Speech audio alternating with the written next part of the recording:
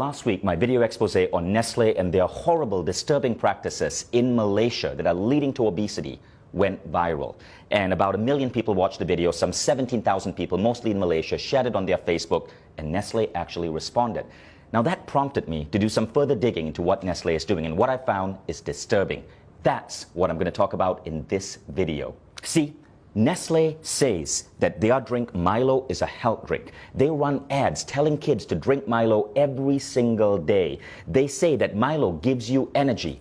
What they don't say is that Milo actually makes you fat, that no real athlete would put this in their body, and that energy comes from sugar spikes. This is milk, and this is actually Nestle milk. So see, Nestle, I don't dislike all your products. Your milk is actually pretty good. I wish you would stick to milk rather than coming up with useless crap like Nesquik and Milo. Now, most kids in America and Europe drink milk because we know that milk can have a good effect on kids. Milk has natural sugars, lactose. It's a natural sugar. Nestle gets parents in Asia and the developing world to add this crap to milk, Milo. So Nestle's press release says they try to put 6 grams of sugar in a glass of Milo. Not true. At the back of a Milo tin in Malaysia, it actually says add 3 teaspoons of Milo. 3 teaspoons of Milo is roughly 9 grams of sugar. Now, you want to know what 9 grams of sugar looks like? 9 grams of sugar is roughly this. This are Nestle bonbons. This is a candy that Nestle markets. Each one has 3 grams of sugar. Candy itself is fine. My kids will eat this maybe once every 2 weeks or so. But Nestle's advertising is basically telling moms in Malaysia to add Milo to kids' milk, which is the equivalent of putting 1, 2, 3 bonbons in a glass of milk before sending that kid off to school. Now, what do you think that does to this kid's body, to this kid's cognitive functioning? This much sugar comes really close to the daily recommended sugar allowance for an adult, which is 25 grams. A glass of Milo, 20 grams of sugar. But that's only the start of the bullshit. Everybody in Malaysia knows that most Malaysians don't just drink Milo with milk. They often take Milo powder and add this to it. This is sweetened condensed milk. In Malaysia, because of Nestle's marketing that says Milo is healthy, people feel it's justified to add sweetened condensed milk on top of their Milo, creating what is in fact a sugar bomb with up to 40 grams of sugar into a child in the morning before sending them to school. By the way, Milo isn't just bad because of its sugar content.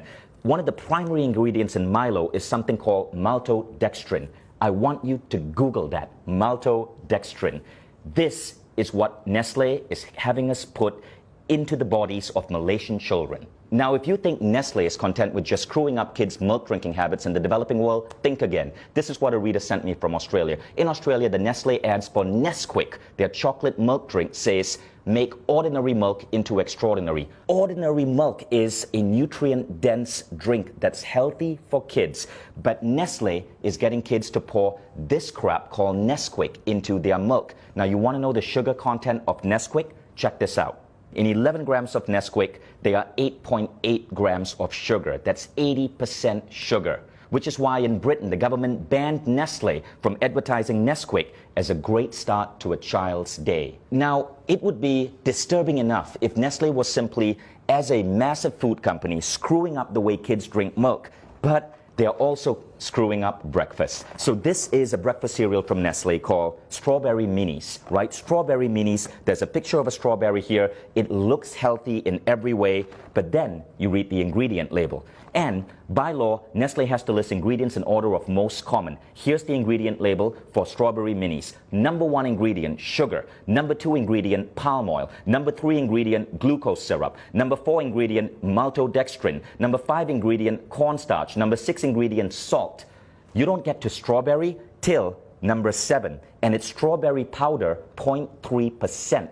0.3%, 1/300 of this is actual strawberries. Nestle, why don't you be honest and just call this sugared maltodextrin minis? At least there'd be truth in your advertising. Now, in the press release, Nestle justifies the addition of sugar in this way. It's to maintain the taste that Malaysians are used to. That's like a drug dealer saying, I have to keep giving my client cocaine because he's used to the high of cocaine. Which is an actual apt example because scientific studies are now showing that sugar is as addictive as cocaine. Consuming sugar produces effects similar to that of cocaine, altering mood, possibly through its ability to induce reward and pleasure, leading to the seeking out of sugar.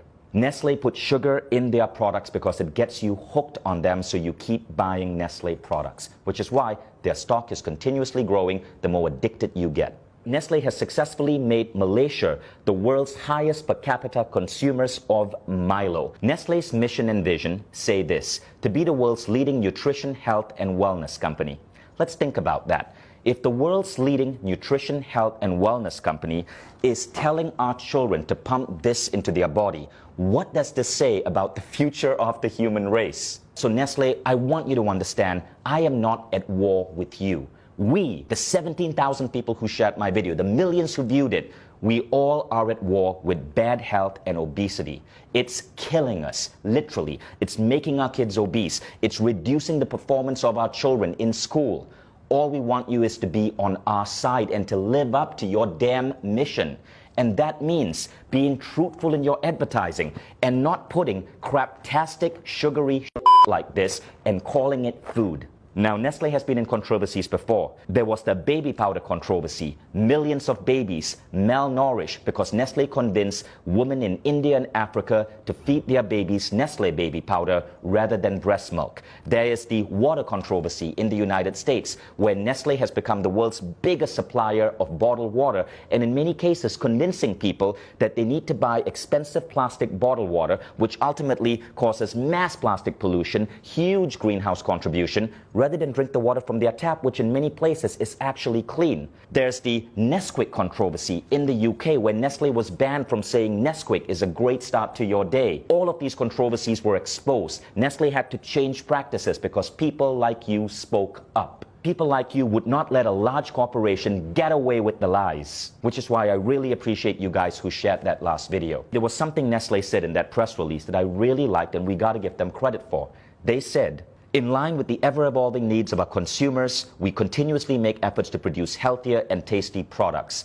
You know what this means, people of Malaysia, Australia, Indonesia, the Philippines. Nestle says they're listening to you, so make your voices heard. Share this video, dub this video in your native language. You can even take the script from this video and the previous video, act it out yourself, put it up on your YouTube channels. You get the views. Share it with your friends on WhatsApp, share it on Facebook, spread this video. Nestle says they are listening to you. Let's see if that's true or it's another Nestle lie. Thank you all in advance for sharing this. And Nestle, I look forward to your next press release.